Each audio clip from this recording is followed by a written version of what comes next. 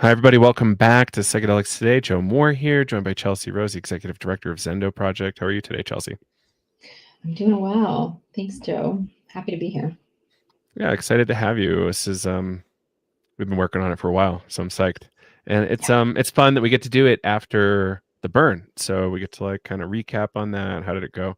Yeah, we had like around a month to relax, kind of. I Yeah. feel like I've had a week to relax. Um, but yeah, excited to get to know you a little bit. This is our first time ever getting to meet. So thank you for being here. Yeah. Yeah. Yeah. Thanks for having us. Absolutely. So, let's talk a little bit about it. Just we've talked about it a million times in the show, but what is Zendo Project? Yeah. Yeah. So the Zendo Project is a nonprofit. We were founded in 2012 as a project of the Multidisciplinary Association for Psychedelic Studies. And in 2022, we became our own nonprofit. And so we've been, up and doing that now about 3 years. And we really have started out as essentially a sanctuary service where we provide psychedelic peer support and emotional support for folks who are having difficult times at events, as well as education and training on how folks can sit with folks who are going through emotionally difficult times. And our focus really has been psychedelics, but over the years, we've really come to see how the skill set that we teach and the skill set we utilize and our principles really are applicable for anybody having an emotionally distressing time or just needing support in general. And so really we're an event sanctuary service that helps folks both, in a psychedelic crisis as well as an emotional difficulty. And then we have a training program as well that teaches folks how to sit with people in non-ordinary states.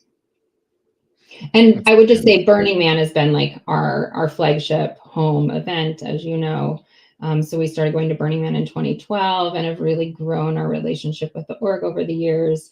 And that has really been it's like our laboratory where we've really developed our skill set and given folks opportunity to come and do what it is that we do. Mm, yeah, I love that. Um, so let's talk a little bit about you and how did this come up for you? So were you did Zendo Project get you to the burn? Were you a burner before that? Like how did this kind of thing come on your radar and become something you wanted to get involved with? Yeah, actually, I was a burner. I started burning in 2005. And so by the time I came to discover Zendo in 2012, I'd been to the burn a handful of times. But I ended up in the burn in 2012, which was I ended up in the Zendo at the burn in 2012, which was Zendo's first year there actually as a guest. And I had known about the Zendo prior to coming to Burning Man that year because I was in a graduate program at the California Institute of Integral Studies. And Lene Ponte, the founding director of Zendo, was also at CIS. And so she had told me about it. And so had a difficult trip on the playa and I knew where to go. And so I ended up there as a guest, which was an incredibly transformational experience. And I think at the time couldn't have imagined where it would lead me over the next decade. But I came back in 2013 as a volunteer and in 2014 as a contractor. And then I came on staff at MAPS in I think 2016. And yeah, I've just, had a passion for Burning Man, for psychedelics, and for mental health, kind of an merging of three very important parts of my life. And so, yeah, it's led me to this moment now. Outstanding. And do you have a clinical background? I do. Yeah. So I'm a licensed marriage and family therapist in the state of California. I got my degree from CIS in 2012. And then I did most of my initial clinical work at our local crisis unit at the emergency room. And I ran that team. I was there for about 10 years, but ran that team for about 2.5 years as the lead supervisor. And so became very familiar with what mental health, like clinical mental health looks like in our mainstream system and really how we embed in the medical model and some of the challenges that poses. And so that work really informed my work with Zendo. But really, Zendo also informed how I showed up in those clinical crisis settings as well. And look forward to sharing a bit more about how our vision is shaping more around that as we're growing into this next exciting phase that we're in. Yeah, that's amazing. So Do you offhand know who were kind of the founding members way back when? Well, yeah. So MAPS actually provided sanctuary services at Burning Man in the early 2000s, because at Burning Man there is a sanctuary service these days run by rangers. But there was a time period where MAPS came in and provided those services with rangers for Black Rock City. So, there's always been a component of MAPS which is very passionate about psychedelic harm reduction and peer support. And so that's always been a part of their story. And so, Rick was really adamant about continuing that journey. And so that's how Zendo emerged in 2012. At the time, Lene Ponte, who I mentioned earlier, she was his assistant and took on this project of getting Zendo to Burning Man for its first year in 2012. The structure itself was donated to us by a man named Vanya, who felt very passionate about psychedelics as well as meditation, and had this beautiful cardboard yurt that he donated. And so that became our namesake, and also our logo. So the logo is the yurt itself. And Sarah Gale came in nearly right there at the beginning as well, and then became the director for many years while Zendo was within MAPS. And so, it really has been a MAPS passion project, and there have been lots of incredible people who, have been there at the beginning, and many of them still around today as well. Does that answer your question? Yeah, absolutely. Mm-hmm. That's great. Excited to know that they've been around for so long. Yeah, that's really cool. And I've actually never seen the cardboard. I've had a number of. I've never needed the services at Burning Man, but sometimes I'm quite excited and run in and want to see my friends, and I'm like, wait a second, this is very inappropriate. I should not be here. I'm gonna turn right around. So surprisingly, I've seen very few of my friends while they're on shift or anything like that. But you get to see them out and about too, which is lovely. Can you describe what the space is like, or kind of like how that's informed by your theories? Yeah. So, initially the cardboard yurt itself was a 30-foot yurt. So pretty big, huge, probably 16-foot hole up in the ceiling. So you get the sky view, which is really beautiful, kind of like you're inside in the protection of a space, but you have a view out into the vastness of the sky. And I'm so sorry. Is that Rick? Kidding. I'm gonna throw up, for those watching the live, I'll put up a picture of the actual yurt. Yeah, that would be great. So yeah, so let's see the yurt itself. So yeah, so we have the space. It's benches all around. Was inside. It was all benches. They were all connected, and it's these incredibly thick panels of glued cardboard, and then we'd bolt them together. So a very unique structure. Something really wonderful and comforting about a round space. So when we expanded to having two spaces on the playa, we bought a 30-foot Pacific yurt. So a similar feel. Doesn't quite have the same large open hole in the ceiling. And then, we have beds in there, blankets, pillows. We lean toward comfortable pastel colors.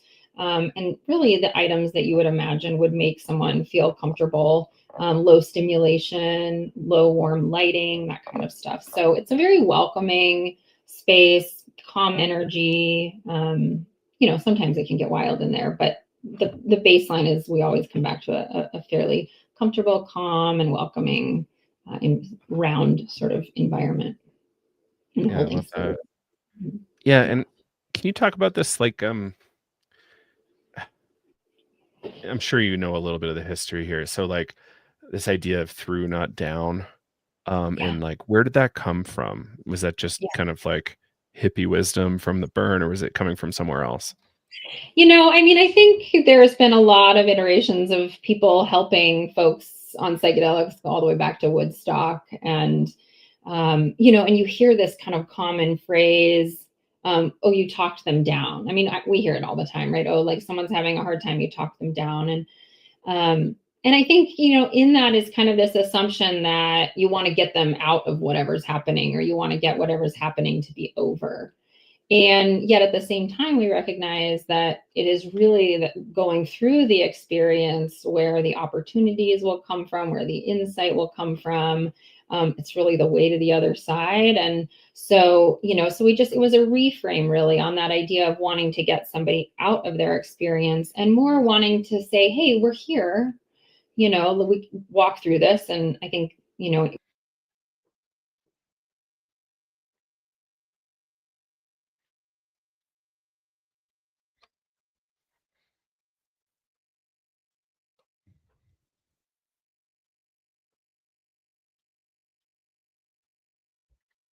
those, trying to get out of it and in that resist it. Mm, Yeah. that's great. Yeah, I found some pictures here. So is this Oh, yeah. this is the original one? The original cardboard here. Yep. Yeah, that's wild. And so, like, I can't really imagine how that design came around, but it's certainly fascinating. Um, Yeah. Yeah. do you know anything about that? Was it was a pre-existing thing that came out to the burn a few times? Yeah. It came out to the burn as a meditation space, as a Zendo. You can see this is it without decoration right after it's been put up. That's our build crew.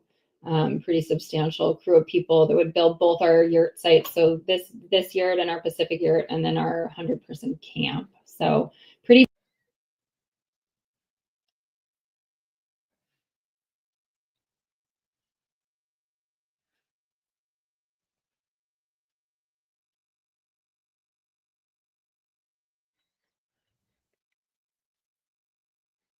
So your audio, for some reason, is cutting out. I actually cannot hear you right now.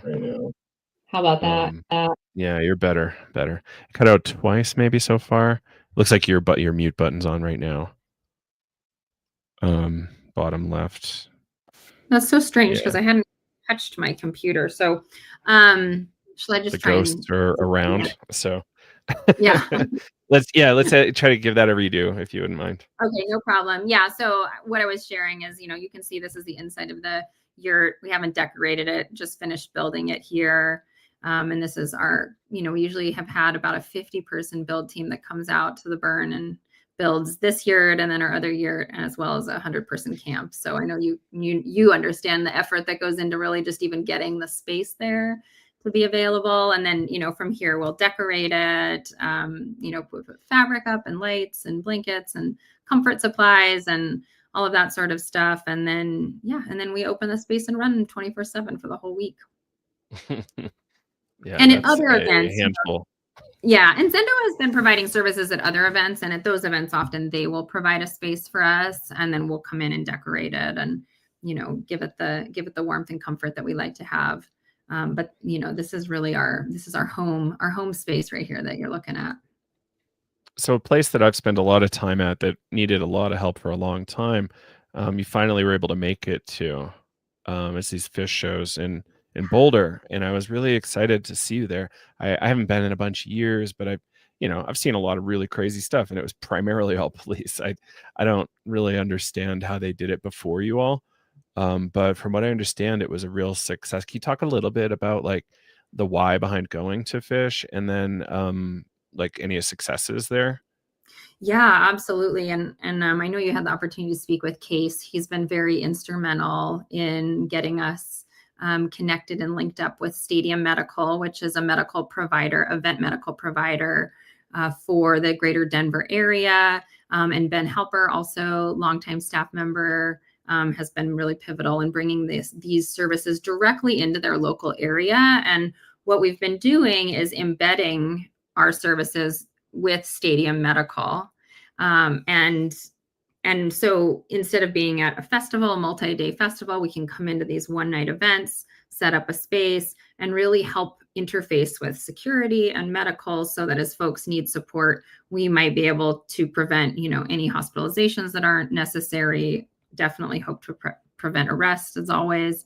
And yeah, I mean, an incredible response from the community, and so much so that we're really actually taking all of our event energy this next year, and our intention is to really focus it on this regional Zendo model where we can come in, work with event teams and security teams and really just provide that care within the community there. So Yeah, that's awesome. What was did you have any of that kind of interaction with the fish organization? Like from what I understand, they would actually go and do things like educate police ahead of time, typically for the past number of years. But what was your interaction like with that organization? I actually haven't been out at those events personally, so I know that there has been there have been success in specifically working with security where someone is escalating. And I know Ben told me a story where there was a woman that was escalating, security was really kind of holding on to her, and he came in and said, "Hey, I got this, we can really help her." And within minutes, she had de-escalated and was like, "Oh my gosh, you just saved me." So those little, it can be just even a few minutes of getting that compassionate response that isn't in resistance to what someone is going Hmm. through, that can completely shift the direction, and if she hadn't had that support, she likely would have ended up restrained. So, that's really the intention of what we do, is how can we prevent these potentially traumatic experiences from happening? And then even more so, maybe there becomes an opportunity for growth or insight, um, Hmm. through that experience. So, Actually I, saw one of the scenarios that was really, really scary. Um, you and do, we chatted with the team after. They said, "Oh yeah, we got that guy. They brought him here." yeah, And it was like I thought he was going to start throwing punches any moment, but they were able to de-escalate and like not necessarily require any kind of crazy attention, which is super great to hear. yeah, it is. It's actually, I think, what's so profound about the skill set we have is that it doesn't take an enormous amount of training. It doesn't take really like a clinical skill or necessarily a medical skill. I mean, this is a pure base skill set. So it's a skill set anybody can learn. And it's just so simple. It's really just getting out of the way and saying, "Hey, we're going to allow what's happening to happen as long as they're safe and the people around them are safe. We're going to hold space. We're not going to resist." And it just changes, that energy just changes what someone's going through, so that they can bring themselves down, so they feel the regulation of the people around them. And then they can also, bring their regulation down. So it works wonderfully for de-escalating situations that are building up, kind of like the one you probably saw. Yeah. So it came from Burning Man. There were a number of other festivals, and it's kind of like festival culture, a situation that really needed help too. So Yeah. y'all were engaged in those kind of scenarios. And case came in. We chatted a little bit about like implementing kind of deeper medical screening into the protocols. Can you talk about what happened there, why that was important, like any kind of exciting stuff there for you? Yeah, absolutely. So Uh, psychedelics and drugs can cause medical issues. That's a real risk that folks take, and even that we take by having folks come into our space, as we need to, we can care for folks and meet their emotional needs, but not if they're having a medical issue. And so we always want to address that piece first. So the way that we have it set up, because we're not a medical provider, is that we have a medical triage volunteer, and that's somebody who's a medically trained person, EMS or greater.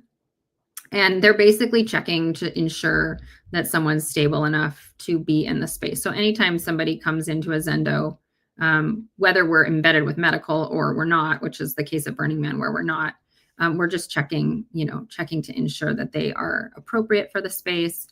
And then the other piece we're kind of working with is that, there's the RAVE Act, which essentially is a federal act that states that if a producer provides services at their event that reflect that they are acknowledging that there is drug use at their event, and something happens to somebody, that the producers can be held liable.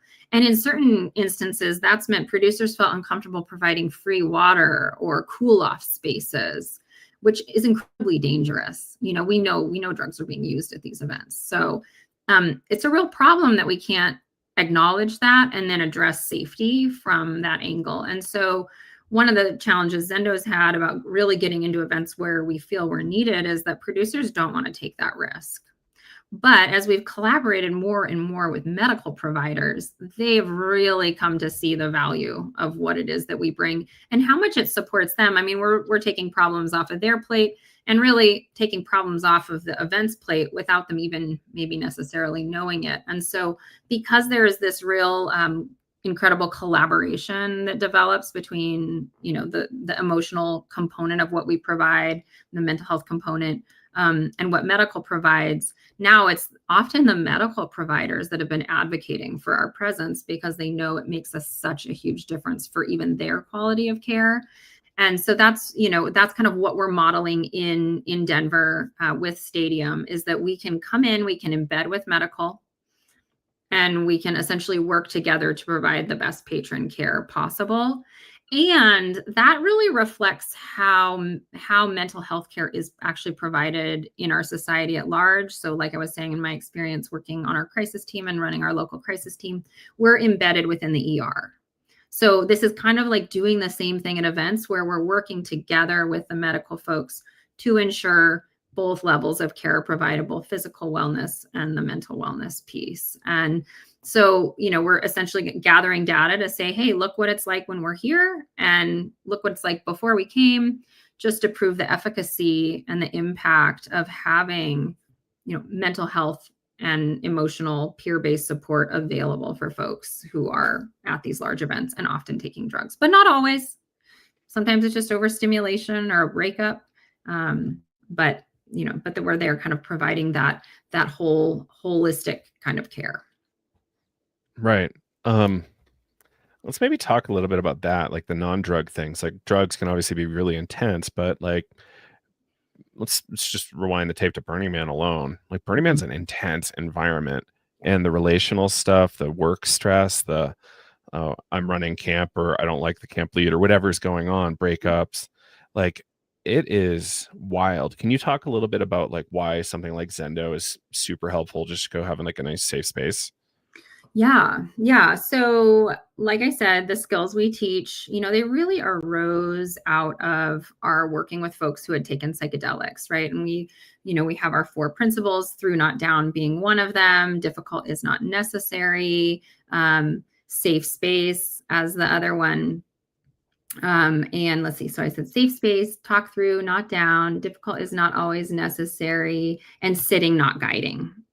And so those principles really came out of working with folks in non-ordinary states from psychedelics. But what we learned is that those same principles really work for anybody who's having any sort of difficult experience, because the quality of them is just to be with somebody, you know, just to be there with them. They don't have to go through that experience alone. They can speak if they want. They can be quiet if they want. They're really governing their own experience. And so, you know, whether someone comes in because of psychedelics or someone comes in because of a breakup, that's really the kind of space we hold. And, you know, over and over and over, we've just seen how effective it is in helping someone to just really come back to their baseline and feel safe to go back out into the event with the resources that they can gain by getting that kind of support. So at Burning Man, you know, we in 2023, 40% of the folks that came in for something not related to psychedelics. And then 60%, it was related to psychedelics, but it may have been that they were either thinking about taking something and wanted to talk about that, or that they were integrating something from a past experience. And so, and this year, I would say it was maybe even closer to 50-50. So more and more, we're really seeing folks come in because life's tough, you know, and at those events, it can be really, really tough, like you said, for all the reasons of the intense environment and circumstances that the festivals and Burning Man, places like that will bring up for folks. So this might be a little more abstract, but if Zendo didn't exist, like what would the cost be to the Burning Man org, or like the larger situation like burners, or how do you all think about that? You know, I mean, I think about the problem that we're addressing really is, I mean, it's like from the highest level, it's how do we prevent hospitalizations and arrests? So one, I think there would be more hospitalizations and there would be more arrests. But then I just think about, you know, when you know that there is a service there to help if you need it, it's almost like preventative, that alone. And so I think folks just knowing there's a place to go for emotional support makes a huge difference for the entire community. And also, when you get in those moments where you don't know what to do and you don't know where to turn, it's massively impactful that you feel like you do have a place to turn. And so it might be as simple as, hey, this experience was about to go sideways and I felt like I had somewhere to go and someone to talk to, was able to get resourced and really change the trajectory of my experience of the event. So that might be just for one person. And I always say if we help one person, it made a difference. But often, we've had up to 700 people come through the space during the week. And, and then the other thing is that if someone really needs help and they don't have a place to go, they're going to end up in medical. And, sometimes I think they can get incredible care for that sort of thing in medical, but medical is provided on, really focused on providing that physical piece. So, it's just a different outcome for folks. And I feel like the emotionally contained, emotional support piece, will change people's trajectory for the rest of their experience of that event. And that makes a difference for folks. Are there any kind of common misconceptions that people have about Zendo that you try to correct? That's a good question. I can't think of any off the top of my head, and I don't know if you've heard of any. But one I think is that people sometimes do think like, it's only for folks on psychedelics. So everyone can know it's not. It's for really anybody who's needing support. The other one might be that you can come take psychedelics at the Zendo, which is not the case. Folks can come in after they've taken something or before they're considering taking it, if they want some support about what and why they're choosing to do that. But it's not a place where folks can take substances and then, have someone sit with them in the space. So if they took it and they need it, they're welcome to come back. Yeah, that's interesting. And yeah, no, I don't really have any other than like, just that. Like it's wild that some people would consider that's a really intense service to be expecting from people. Yeah. Yeah. It does happen. It does happen occasionally. Yeah. So, looking at kind of like the larger situation, like Zendo's in a transition, coming like a fully independent nonprofit. Like, what are some of the trade-offs y'all have had to make, like mission versus growth, like fidelity versus scale? Yeah, that's a really great question and has just been a big point of reflection for us these past few years, continues to be. We came out of MAPS right around Burning Man 2022, but of course, the first year and a half was just getting our foundations in place. And then our years at MAPS, our focus really was going to events and providing our care at events.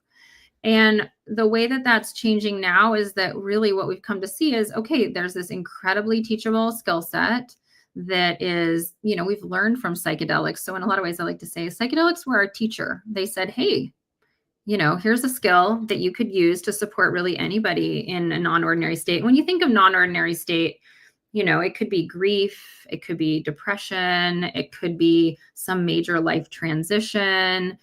There's so many ways in which a human being in their life might experience a non-ordinary state. So even, anything that's out of the ordinary, and often that can look like a crisis.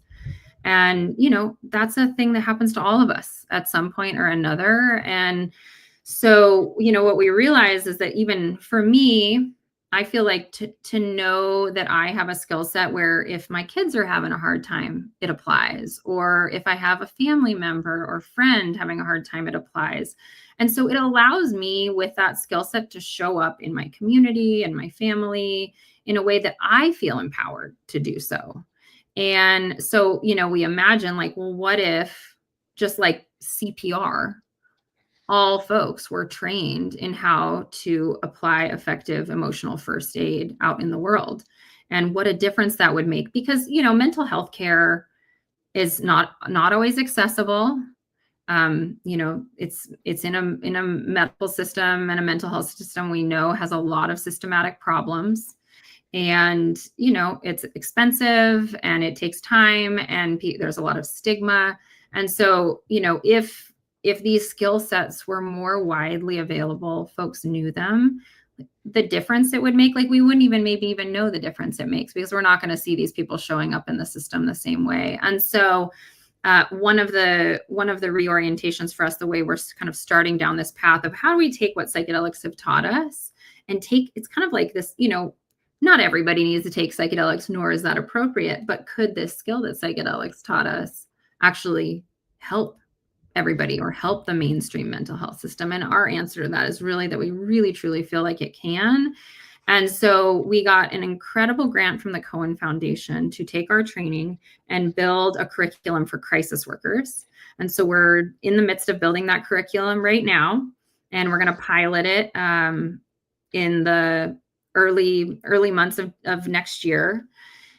And, we've been talking to a lot of crisis teams because when you're a crisis worker, you're taught how to assess. You're assessing for safety, you're assessing for whether folks can meet their basic needs. And then here you are kind of having to direct people through a system that really may not actually resolve the root of the problems that are going on. And often you're not really taught, like, how do you show up and just hold space for somebody who's in a really tough moment in their life? But that's like such a key skill set to have, right? It's not just about assessing them. It's like that your presence might be the best thing they get as they navigate that system, that compassionate feeling that there's other people out there that care, that'll connect, that can, acknowledge what's happening for you. And so that's kind of the gap we want to fill with the crisis training, but it's not really even a gap that only exists in the crisis response world. I mean, ER doctors are dealing with horrendous things every day. Ambulance drivers, college professors, you can think of all the places that people go where there may be a need for emotional support, and folks often, that can be, if someone comes to you having a really hard time and you don't know what to do, that can be very hard for the person wanting to provide support, and then additionally for the person needing support. So it really comes in and addresses from both sides. It gives this empowered competency to say, hey, I have this very basic skill, but I can use it in a myriad of different settings. And, and by having that skill set, I can actually help someone navigate a tough moment in a different way. And so, when we think pie in the sky, we really are thinking, like I said, anybody who's had CPR, so many people have CPR training, and so to have a training that's similar where we're talking about, emotional and psychological response that anyone can offer. So that's where our big vision is going. And we're starting with crisis teams and, events and psychedelics. That's the heart of Zendo. That's where we learned what we learned. That's where people can come and practice the skill set. It's where we get together as a community and have built an incredible web of folks who really care about supporting people. And then, that's like our roots, and something that we want to really stick with and continue to develop, kind of like we're doing in Denver, where we're really on the ground. It's like our laboratory. And then there's this other piece where, we're really oriented toward training, and how do we train the world in this incredible skill set that can make such a difference for really anyone around us who's going through a tough time. That's brilliant. There's a study I recall reading about, like, people who are hospitalized during psychedelic incidents having, like, really negative health outcomes later. Are you familiar with that one? And, like, just can you speak to, like, how Zendo kind of flips that? Yeah, I can speak to it. I'm not familiar specifically with that one, but I think we think of psychedelics as they amplify really whatever's happening, right? So someone could be having a really wonderful experience, and they're having this amplification of what that feels like in their body and in their psyche. But if, that can turn and go the other way, right? So if somebody is going through a psychedelic experience, and in that psychedelic state, something becomes traumatizing, it can amplify that. And then that's going to stick with somebody. It's going to stick with somebody when they move out of that experience, even when they come back to their baseline, and it could stick with them for many years. It can stay in the body just like trauma. And so that's really the piece, that we're addressing, and that we want to address, as folks maybe, as psychedelics become mainstream, more and more folks are experimenting, which means more and more folks ending up needing support or ending up in an emergency room. And if there's not a model there for how do you hold this without re-traumatizing somebody, we actually can really create some long-term poor outcomes for folks who are, experimenting, hoping for, probably insight, growth, or fun, And then they end up with something very different than that can have a long-term impact. So, Mm-hmm. and that's where the training, really makes a difference. And the training could be, in emergency rooms, for example. Yeah. Yeah. Pretty substantial health outcomes from what I recall in that study. And the idea was just we need to, for me, the takeaway from the study was that we not only need to divert when we can, but also we need like this ER training, this like EMS, ER like training so that we can provide more appropriate care and do less harm as clinicians. And not like I'm a clinician, but spend a lot of time with them. So yeah, like how do we keep developing it and getting better? Yeah, exactly. And I've seen the benefit of it in real time, and I've seen where there hasn't been that skill, or I was witness to a really terrible motorcycle accident actually just about 2 years ago next week. And the EMS provider that responded to the motorcycle accident had a very physical reaction to seeing the gentleman who'd been in the motorcycle accident. And I think about him often because I think in my mind before that, I thought, oh, an EMS provider, they do this all the time. They see this kind of trauma all the time. This is normal for them.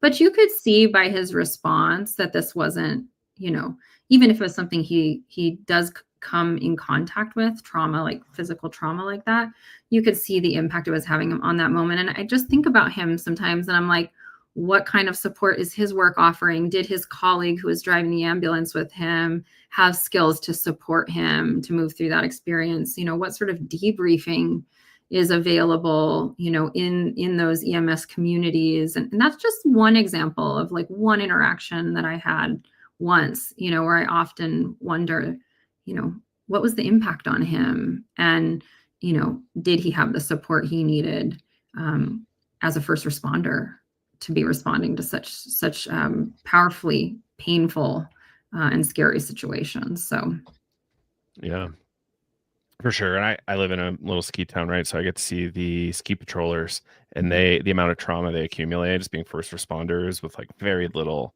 support is like bonkers. So like, yeah, it's systemic too. It's not just. It is absolutely systemic. And, sometimes it feels like the systems, like we all want to see the systems change, but systems are not easy to change. And so I think we're kind of asking ourselves, like, how do we go into the systems and change, like offer skills that just make the system a little bit easier and more supportive to navigate, even if we can't change the whole system itself.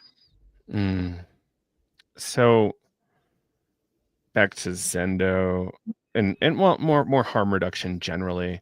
Yeah. So what's been your most like counterintuitive insight in scaling harm reduction? Like something you believed then later unlearned around harm reduction services? That's a good question.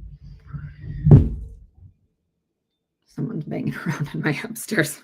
Here I'm like, oh gosh, knocking into the floor pretty loud. Okay, well, let me think. So what has been, I think it's kind of back to that systems thing. What comes to mind is that scaling it has been scaling it through people caring and wanting to get involved. Like that's been the easiest and most effective way to scale it, is just the support and the interest of folks to learn the skills, to get to work with folks in psychedelics, because like I said, there are a lot of limiting variables for scaling a program like Zendo, or like say our event services program. Like we as an organization, taking Zendo to Burning Man is like half our year. It's not sustainable. There's no way that we could, do what we do as our small organization at the amount of events that needed every year. And the reason that more folks aren't doing this is because it's incredibly hard to get insured for this kind of work. And so you take risk, and the producers and the events don't want to take risks. Sometimes events will be like, we're taking on the risk because we believe in this, but there are a lot of limiting variables for growing these sort of services at events. And so really we need a lot of organizations trained in doing that, but that's hard to do because they can't get insurance. So, I think one of the things I've seen with Zendo as we really grapple with how do we scale, training and education is one avenue that we want to do that. But the other is just how many people come with so much passion to get involved in what we do, to volunteer with us, to strategize with us, to consult as we consider where and how do we overcome the hurdles of scaling something that we feel so important. And so it's really been the people. I think that's just been so surprising, is all the incredible, intelligent, brilliant folks who come out of the woodwork, who feel passionate about this, who are ultimately going to be the ones who are responsible for getting it out into the world in the way that we feel like it should be. Mm. And Yeah. And I don't know if you have a more specific, like if that answers your question, or if you want to, Yeah. Like, I don't know. For me, harm reduction just seems so straightforward, and like we do these 8 things and then way less people get hospitalized, or no people. Like, do you remember the Loop in the UK when they implemented like on-site anonymous drug checking and they cut their hospitalizations in half year over year? Like, what a big win. Yeah. And it seems so obvious, it just seems so obvious, but we're still dealing with so much stigma here in the US. I mean, I had the opportunity to go to Boom and work with their Cosmic Care and their drug checking at their big event there. And, the way that the medical providers work with Cosmic Care and the drug checking, I mean, there's just so much more cohesion, and you see the safety outcomes, they're obvious. But we have so many barriers. I mean, it's stigma, it's things like the RAVE Act, it's fear of liability, those things that we just haven't overcome. And, we see some of that shifting, obviously, more rapidly in areas where there's decriminalization. So here we are in Denver piloting a program there. No surprise, in the sense that that's where, where the decrim efforts have really taken off. And there's more opportunity for us to come in and start to implement these kind of services. But there's still so many barriers, and there's a long way to go. Yeah.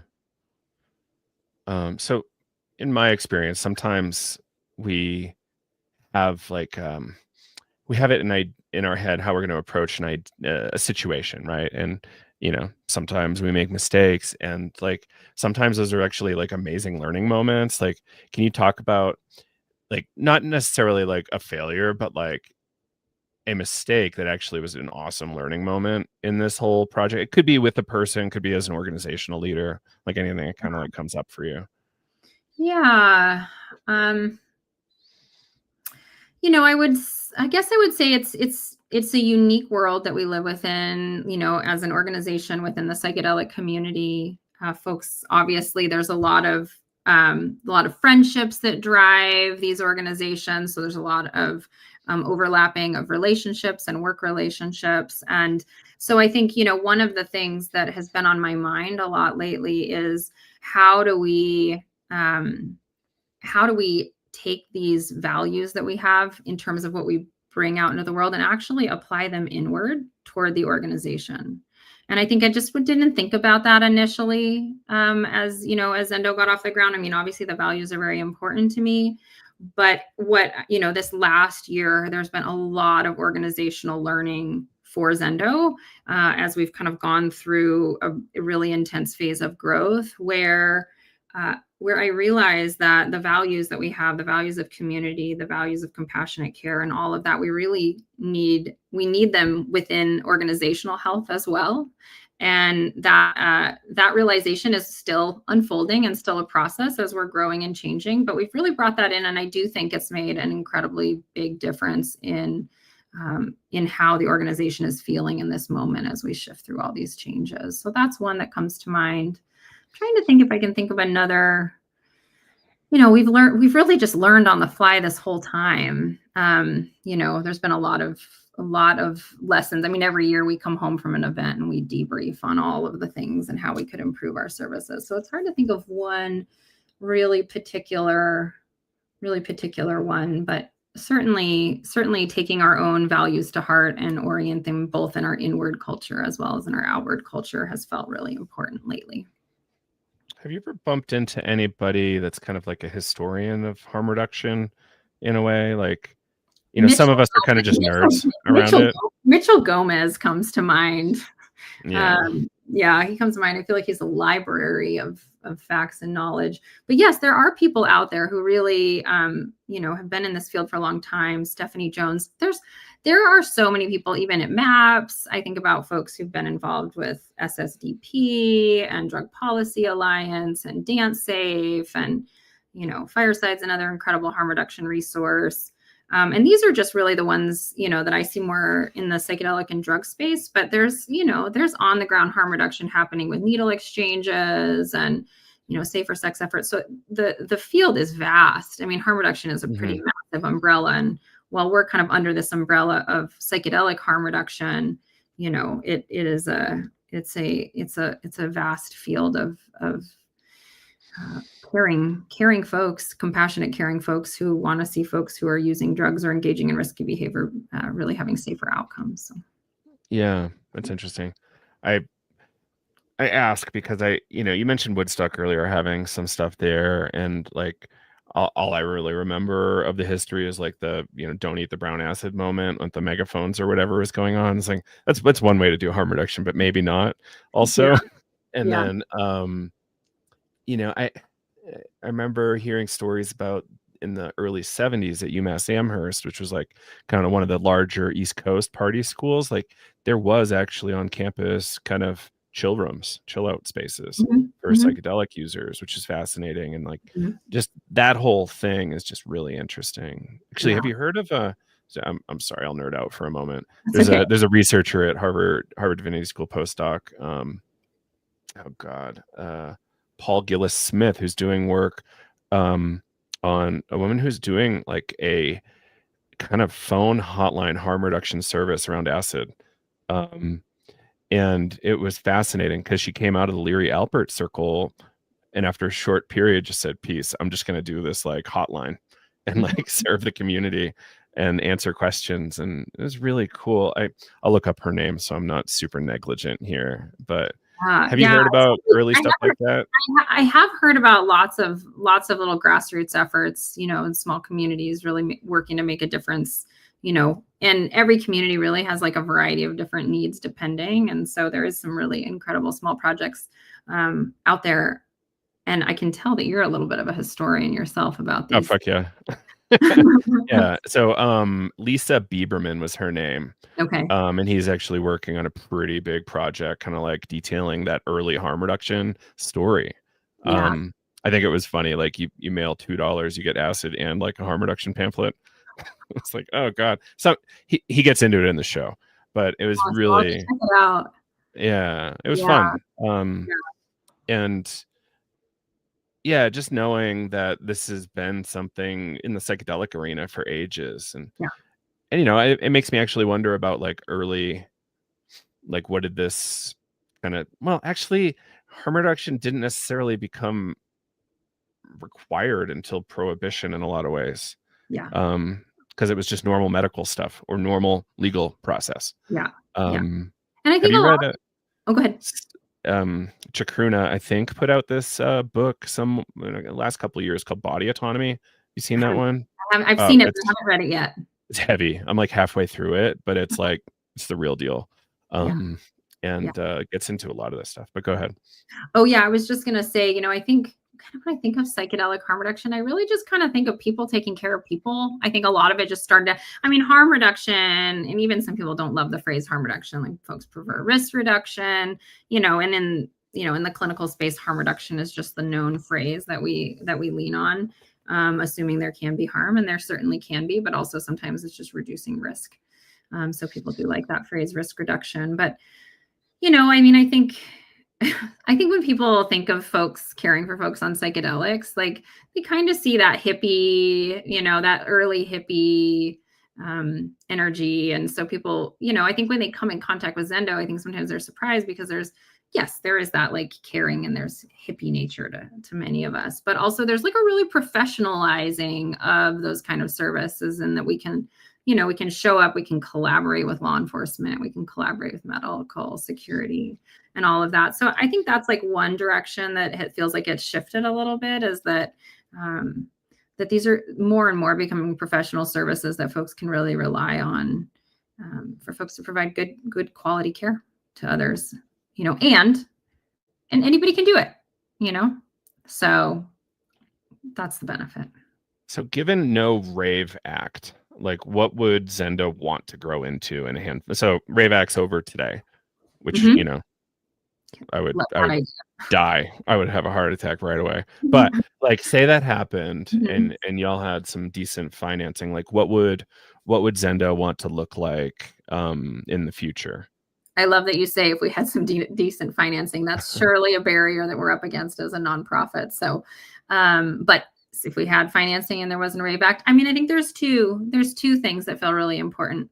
One is, how do we really get this model into big production companies, places that really need it? Because that's the place we really haven't been able to go because the production companies I are want to say it. I want to say it out loud. Yeah. EDC Vegas, like hire Zendo immediately. Yeah. I actually recently met the medical director for EDC, and we're gonna have a call soon. So Thank God. fingers Thank crossed God. there. So looking forward to that. And, I mean, we have connected with medical organizations who are working for some of those big event producers, AEG, Live Nation, who are really interested in having our services there, but we just get locked up and we can't quite get in. So I think that would be like if we were to see our event. Is it again lawyers and insurance? It's insurance, and I mean, psychedelics put up flags and harm reduction puts up flags. And then we're talking about drugs. I mean, even though ultimately what we provide is not necessarily a drug-based service at all, it's just comprehensive mental wellness care, so that's, it's kind of like the crisis services at the emergency room. That's what we do. And we have a specialty in working with folks who might have taken drugs because that's what happens at events.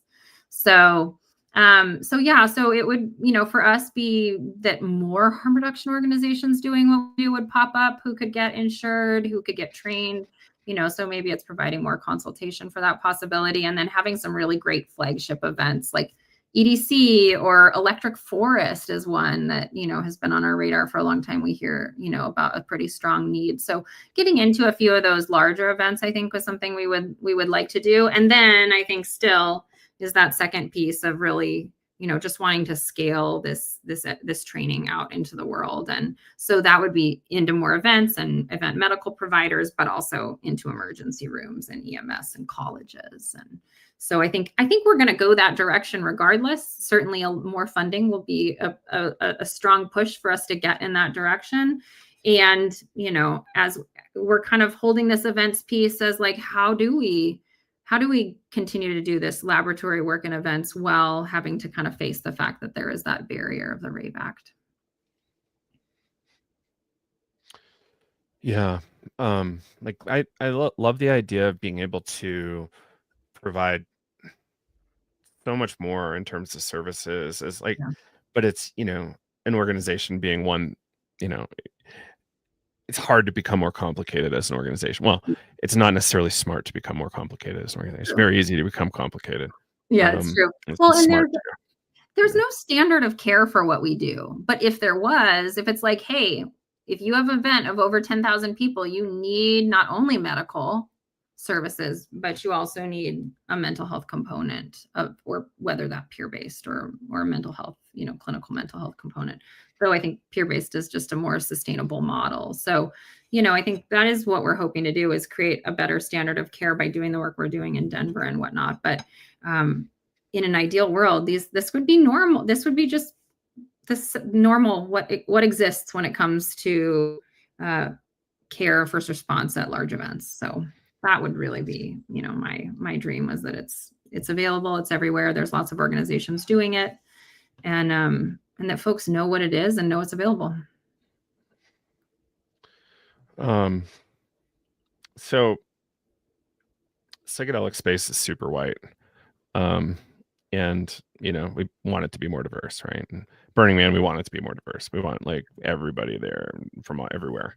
And it's hard, especially when, perhaps somebody has like a overly white or like a biased experience with EMS or, I'm sure it's not 100% perfect at Zendo either, right? Like you get a person from with a very different socioeconomic status and very different racial situation. Like, can you talk about how you guys like to, like, what would become more optimal or what do you like to see there?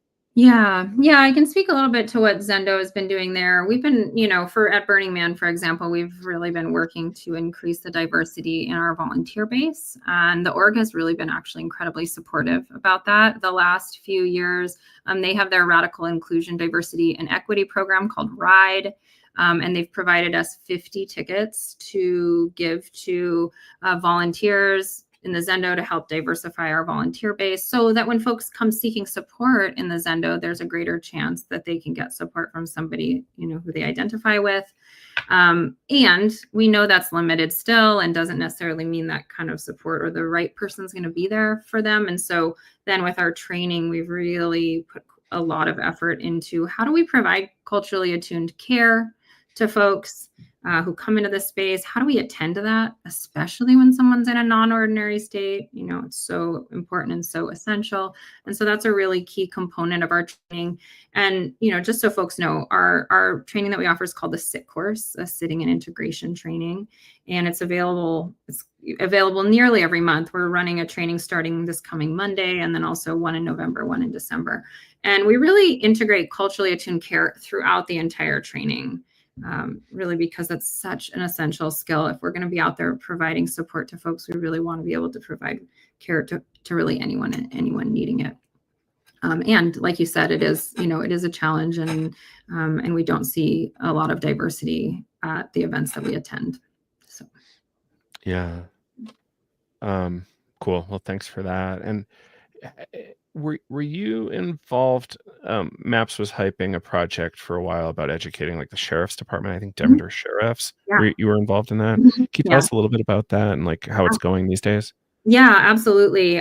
So yeah, they have MAPS developed a first responder training. It really, came together mostly during COVID and was focused on training first responders, again, in the Denver area. So that training is available to Denver first responders.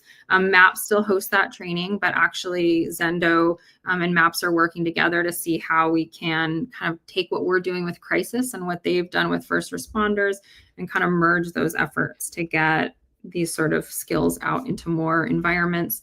And so actually it feels like, it went to Denver and kind of been on pause there, but now is really, kind of in collaboration. We're hoping to bring that into more environments. So really great content in that training. It's phenomenal.